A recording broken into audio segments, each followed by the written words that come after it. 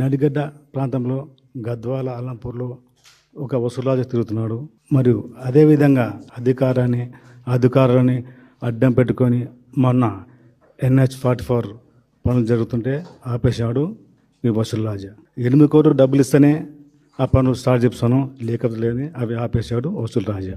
మరియు అల్లంపూర్ తాలూకాలో మౌరము ఇసుక రాత్రి పగులు టిప్పర్లతోనే మరి ట్రాక్టర్లతోనే తోలిస్తున్నాడు వసూలు రాజా సంపత్ కుమార్.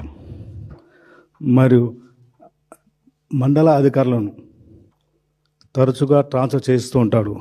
ఎందుకంటే డబ్బులు ఎవరు ఎక్కువ ఇస్తే వాళ్ళకు ట్రాన్స్ఫర్ చేస్తూ డబ్బులు తీసుకుంటూ ఉంటాడు ఈ వసూలు రాజా.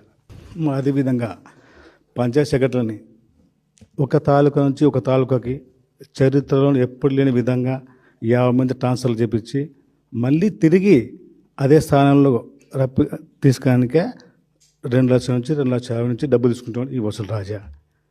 మరి వసూలు రాజా నడిగడ్డ ప్రాంతము నా సామ్రాజ్యం అంటున్నాడు.